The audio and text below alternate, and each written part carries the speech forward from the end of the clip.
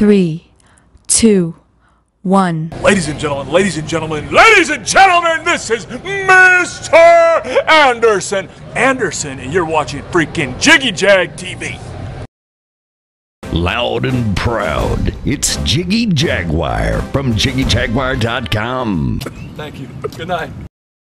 Okay, back here, XWE, Jiggy Jag, it's Jiggy Jag TV, and I have two guys who I have watched on Ring of Honor and all the different independent promotions across the country and around the world. I want to give a quick shout out to my buddy Cousin Chris, who is excited as punch that I'm talking to you guys. He always puts you guys over. So tell us about the seminar and everything today. First of all, I cannot believe I'm on Jiggy Jag TV.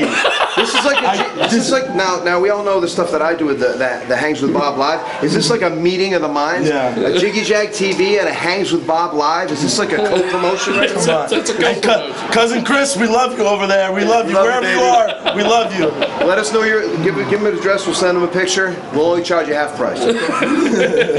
So tell me about the seminar today. Yeah, the seminar was great. There was a lot of young kids that came out here in Salina, Kansas. My first time ever in Salina, Kansas. Our first time ever wrestling for XWE. We had kids from Oklahoma. We had kids from Missouri. I mean, we had people from all over. Yeah. It was a beautiful thing. It was a hell of a deal. It was a beautiful thing. People learned. I learned. Bob learned. Yep, absolutely. And You're still learning? I'm still learning. I tell you what, one of the things I've been doing lately is I've been reaching out to promoters. Yep. And trying to get them to focus on the things that are going to draw fans in, because I think we have a ton of independent wrestling that's drawing very well. We also have a ton of independent wrestling that deserves to draw better. And I think we had an excellent example here where the gang really went out and reached out into the community, flyers, did some charity work. I noticed they had some charity raffles there, reached out to the local businesses, and look, we have a nice packed house there. Like I said before, we could squeeze a few more in if we need to, but man, I consider this pretty much a virtual sellout. And you know, it's not done without all the hard work from you and the beautiful lady here filming this, and all the people that worked so hard, and the gentleman that was running around with 20 chairs on a cart, yelling for everybody to get out of the way so he could get the chairs all in the back row to get some more people in. Don't forget Cousin Chris. Don't forget Cousin Chris and all his. My God, put him over some more. We love Cousin CC. We love you, baby. Now, I see a lot of your stuff on Facebook that you do. Yep.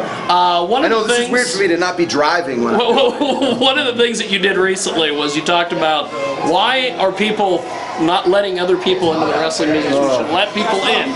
There is a gentleman, and I'm not going to mention any names because he knows who he is. He has a wrestling organization in Kansas, and his whole attitude is, if you haven't paid your dues, and you haven't trained, you haven't done all the stuff in the business, you should not get into the business. Well, and I understand his point of view, and I respect everybody's point of view. Yeah. My whole thing is, I think if we're trying to be successful as our own business and successful being promoters, trying to bring people into the tent, so to speak. We can't worry about getting caught up in everybody else's drama. Now, he has a right to exist the way he wants to, but I think the people that he might not agree with deserve to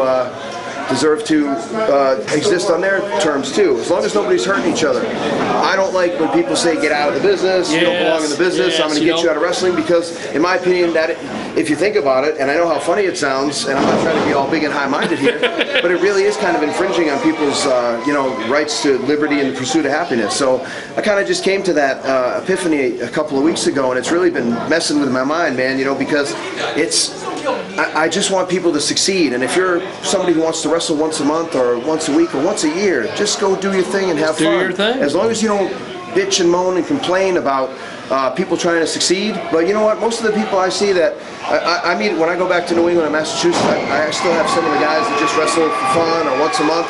But every time I see them, if they see me or Tim, they give us a hug. Oh man, you guys are doing so great. You're all over the place, doing your thing all over the world, and they're very supportive. That's the people I want in wrestling. If you want to wrestle 7 times a week or once a year, it's all good to me. Now, as long as you're not hurting anybody else. But we're not saying don't go out there and don't get properly trained and become the best that you can possibly become, even if you're just going to wrestle once a month. And we want people to be safe. We don't want anybody to get hurt. We don't want anybody to be reckless. Thank you, Tim. We certainly want people to be safe and be as professional as they can, but I can't hang, you know, my way of life on other people. I mean, I think the past couple of years have taught us that, you know, we really have to respect everybody else's rights as an individual.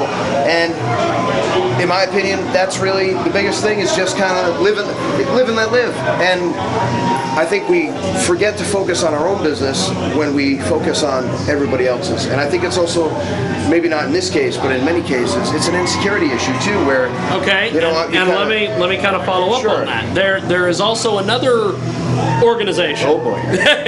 Where get me in trouble. they're wanting to be on-screen characters, and they're wanting to be behind the scenes, but they haven't trained. They haven't, you know, they're and I don't want to call people